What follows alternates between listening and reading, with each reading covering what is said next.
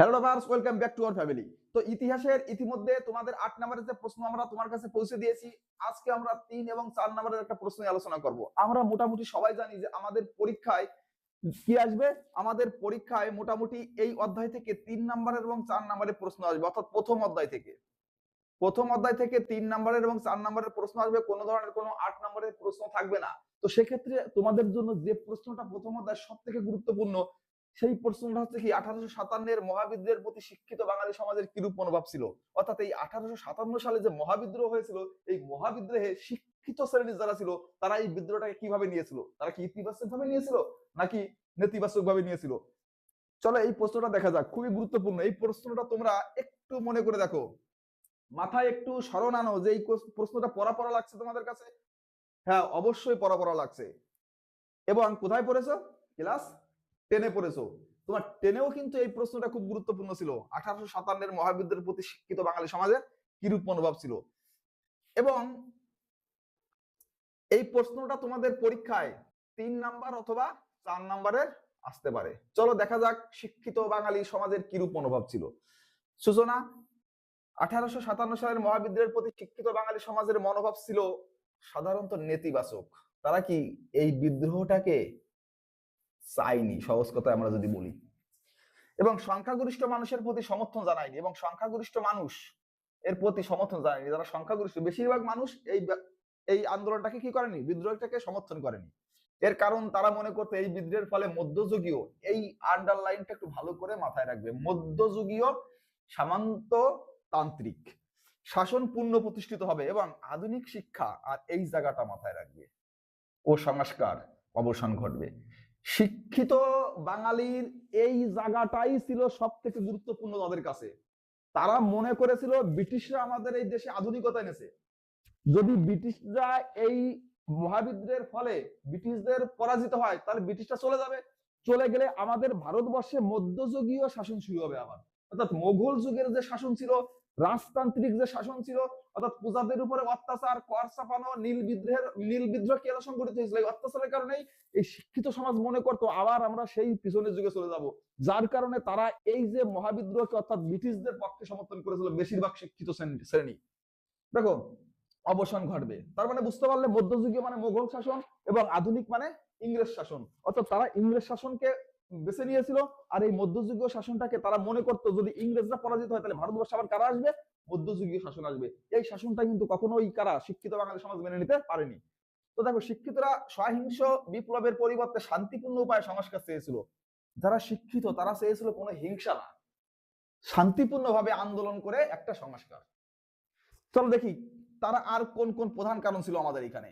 আধুনিক শিক্ষা সংস্কার প্রতিষ্ঠা। দেখো, শিক্ষিত বাঙালিরা আধুনিক শিক্ষা সংস্কারের প্রতি সমর্থন ছিল এবং তারা মনে করত বিদ্রোহের ফলে এই অগ্রগতি ব্যাহত হবে। যদি তারা এই বিদ্রোহে যোগদান করে বা সমর্থন করে বা ব্রিটিশরা যদি কোনোভাবে পরাজিত হয়, তাহলে কি হবে, এই যে সংস্কার, এই যে আধুনিক শিক্ষা, এগুলো পুরো বন্ধ হয়ে যাবে। তাদের ভিতরে এই ভয়টা ছিল, যার কারণে তারা কি করছিল, এই আন্দোলনটাকে সমর্থন করেনি। দেখো 2 নম্বর, ব্রিটিশ শাসনের প্রতি অনুগত্য। শিক্ষিত শ্রেণী ব্রিটিশদের শাসনের অধীনে অর্থনৈতিক সুবিধা এবং চাকরির সুযোগ সুবিধা পাচ্ছিল। দেখো, ব্রিটিশরা এসেই তো আমাদের এখানে লেখাপড়াটা প্রচলন করলো। তারা দেখা যাচ্ছে যে বিভিন্ন ভারতীয়রাদের চাকরি দেওয়ার সুবিধা করলো। যদিও আমরা পরবর্তীতে দেখতে পাবো যে এই ভারতীয়রা যে সমস্ত চাকরি দিয়েছিল, সেগুলো কি তুলনামূলকভাবে পরিশ্রমের চাকরি, তুলনামূলকভাবে কি ব্রিটিশদের তুলনায় তাদের বেশি পরিশ্রম করতে হতো। কিন্তু তারপরেও ভারতীয় শিক্ষিতরা মনে করতো যে না, তারা তো আমাদের সুযোগ দিয়েছে।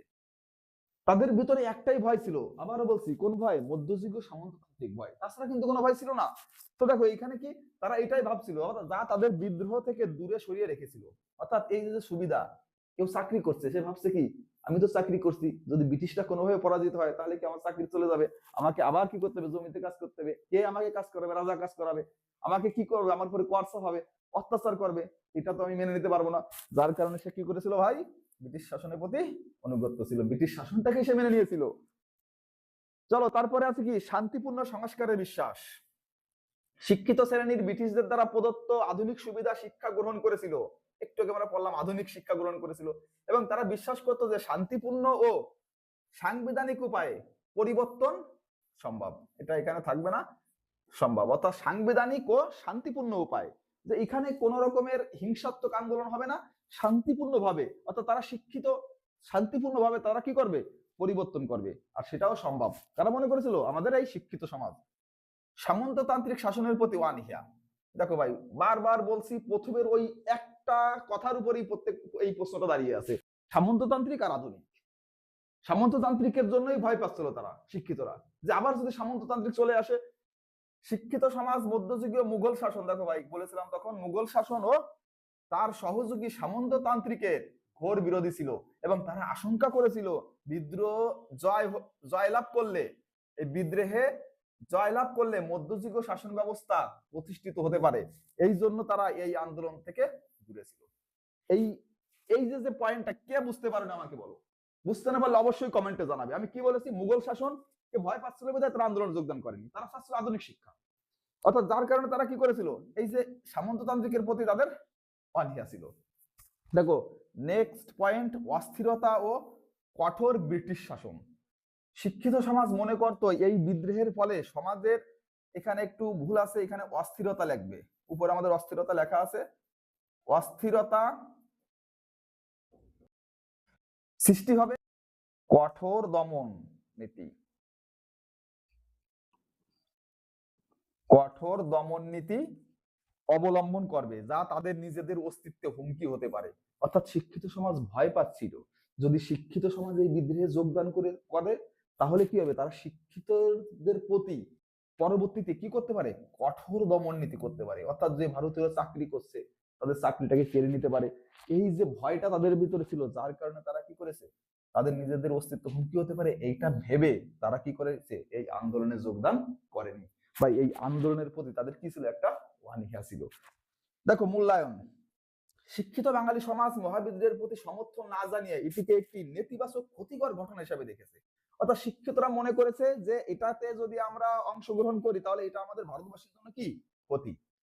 দেখো ভাই, এইভাবে বিভিন্ন কারণের জন্যই কিন্তু ব্রিটিশরা আমাদের এই ভারতবর্ষে আরো প্রায় 100 বছর, মতান্তরে 90 বছর কি করেছে, শাসন করেছে।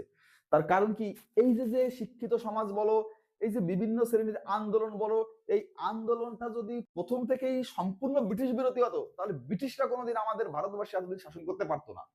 কারণ কি, ব্রিটিশদের পক্ষেও আমাদের ভারতের বিভিন্ন সমাজের বিভিন্ন শ্রেণীর মানুষ তাদের পক্ষেই ছিল। তারা ব্রিটিশদের শাসনটাকে মেনে নিয়েছিল, তারা মনে করতো ব্রিটিশদের শাসনই আমাদের ভারতবর্ষের জন্য বা তাদের জন্য উপযুক্ত। যার কারণে কিন্তু ব্রিটিশরা আমাদের দেশে আরো 100 বছর শাসন করে গেছে। দেখো তো ব্যাপার হচ্ছে, এই যে আমাদের ইম্পর্টেন্ট এই প্রশ্নটা ছিল 3 নম্বরের অথবা 4 নম্বরের প্রশ্ন, এটা পরীক্ষায় আমাদের আসতে পারে। চলো তোমরা খুবই সুন্দর করে এই প্রশ্নটা রেডি করো, যদি পারো প্রশ্নটা সুন্দর করে খাতায় নোটস করো, এবং পরবর্তী প্রশ্ন নিয়ে আমি তোমাদের সাথে তাড়াতাড়ি, মোটামুটি তাড়াতাড়ি, আমি তোমাদের অলরেডি বলেছি আমাদের সোম বুধ শুক্র এবং শনি প্রতিদিন 8টা থেকে রাত 8টা থেকে 9টার ভিতরে তোমরা একটা প্রশ্নের ভিডিও পাবে। এবং এই মাসের ভিতরে এই গুরুত্বপূর্ণ যে প্রশ্নগুলো আছে, তোমরা প্রত্যেকটা গুরুত্বপূর্ণ প্রশ্ন আমরা বেশিরভাগ প্রশ্নে তোমাদের কাছে পৌঁছে দেবো। তুমি তোমার মতো করে প্রস্তুতি নাও, আমি আমার মতো করে তৈরি করি। Thank you.